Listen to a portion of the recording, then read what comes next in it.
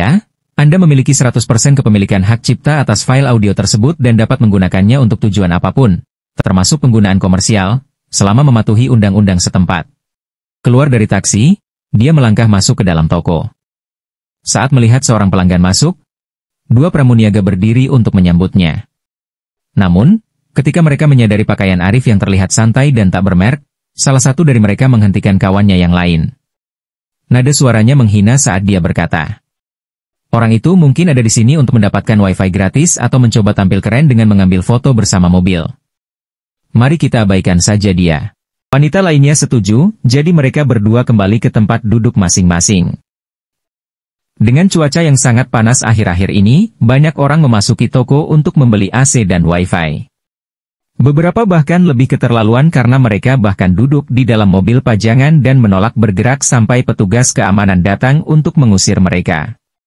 Tak perlu dikatakan lagi, para penjual di sini menjadi sangat kesal.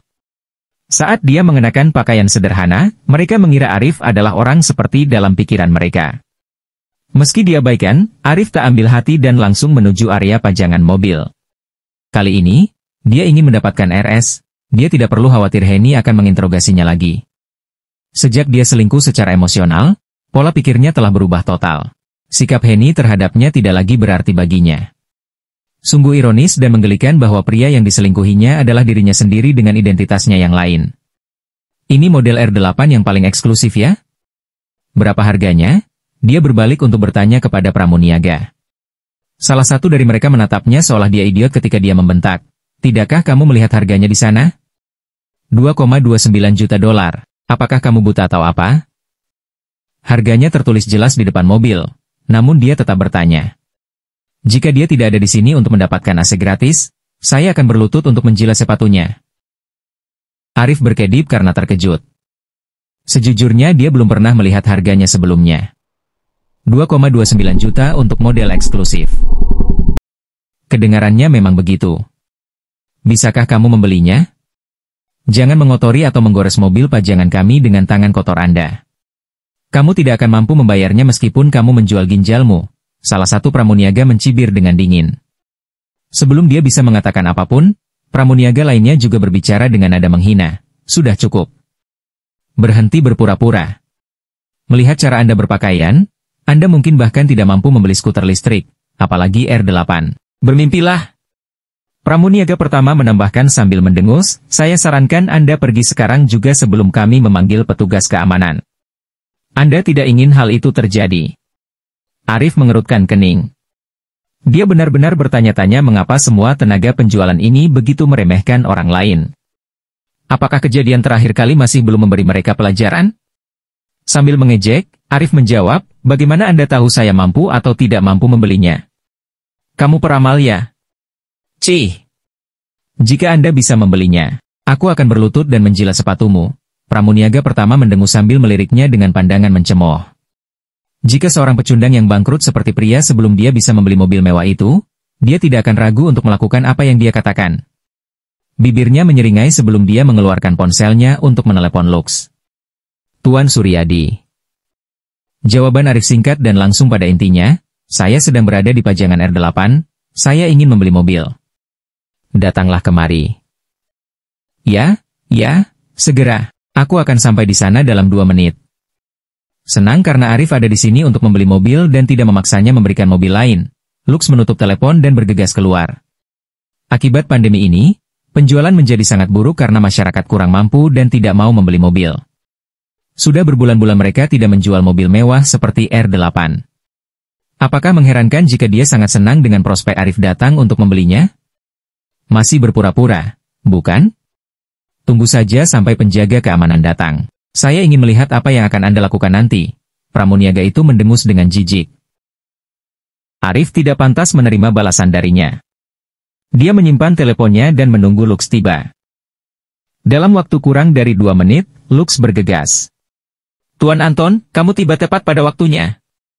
Orang bodoh yang tidak punya uang ini tidak mampu membeli mobil, namun dia tetap datang ke sini untuk mendapatkan AC dan wifi gratis. Dia bahkan menolak untuk pergi sekarang. Salah satu pramuniaga mengeluh ketika dia melihat Lux. "Idiot yang tidak punya uang? Melihat ekspresi tidak senang di wajah Arif, hati Lux terpuruk.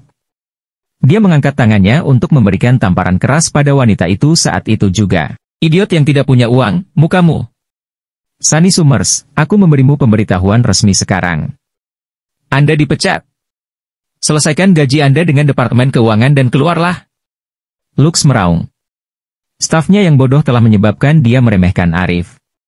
Akibat dari situasi itu dia harus memberikan RS7 untuk meredakan amarah Arif. Jika Lux tidak lebih tegas hari ini, dia takut dia harus memberikan R8 juga kepada Arif. Itu sangat menyakitkan baginya. Dia harus mengeluarkan ratusan ribu dolar dari kantongnya sendiri terakhir kali untuk RS7. Karena marah, dia memecat semua tenaga penjualan itu. Dia tidak mengira kelompok karyawan baru ini sama bodoh dan sombongnya dengan karyawan kelompok sebelumnya. Bagaimana mungkin dia tidak marah? Tuan Anton, apa salahku? Sunny tercengang saat dia memegangi pipinya yang berdenyut-denyut. Beberapa asisten penjualan lainnya juga terkejut melihat betapa marahnya manajer mereka. Kalian bertiga. Jangan pernah berpikir untuk masuk kerja besok juga. Suara Lux terdengar dingin saat dia menatap karyawan lainnya. Hah? Ketiga tenaga penjualan itu benar-benar bingung karena ketidakpuasan muncul dalam diri mereka. Mengapa kami dipecat juga? Apa kesalahan yang kami lakukan? Tuan Suryadi, saya minta maaf atas ketidaktahuan staf saya. Aku akan memecat mereka semua hari ini. Saya harap Anda dapat mengabaikan insiden ini dan membiarkan semuanya berakhir. Lux berhenti di depan Arif sebelum membungkuk hormat. Saat itu juga, para penjual akhirnya mengerti. Pria yang mereka anggap remeh sebenarnya adalah seseorang yang sangat kuat dan terpandang. Tidak apa-apa. Saya bukan orang yang picik. Aku ingin segera membeli mobil ini, jadi selesaikan saja urusan administrasinya, kata Arif dengan murah hati sambil melambaikan tangannya dengan acuh. Ya, saya akan menanganinya secara pribadi. Lux menganggukkan kepalanya dengan penuh semangat. Dia menerima kartu yang diberikan Arif kepadanya dan bergegas mengambil dokumen yang diperlukan. Lux segera muncul kembali. Ketika dia melihat Sunny dan yang lainnya masih berdiri di sana, dia berteriak, "Apa yang masih kalian lakukan di sini? Keluar!" Sunny memohon, "Tuan, kami mohon maaf karena telah menyinggung pelanggan yang kami hargai. Tolong beri kami kesempatan lagi. Kami berjanji untuk tidak terlalu sombong lain kali." Dia tidak mampu kehilangan pekerjaan ini. Ketika perekonomian dunia terpuruk akibat pandemi ini, sangat sulit untuk mendapatkan pekerjaan saat ini. Mereka sudah sangat beruntung mendapatkan pekerjaan sebagai asisten penjualan. Banyak teman mereka telah mencari pekerjaan selama setengah tahun tanpa hasil. Tidak ada gunanya meminta maaf padaku. Anda telah menyinggung Tuan Suryadi, bukan saya. Lux berkata dengan nada kesal. Menyadari dugaannya benar, Sunny dan yang lainnya berbalik untuk meminta maaf kepada Arif. Tuan Suryadi, kami benar-benar minta maaf. Mohon maafkan kami dan kasihanilah kami. Orang yang murah hati sepertimu tidak akan menentang hal ini terhadap orang yang tidak penting seperti kami, kan?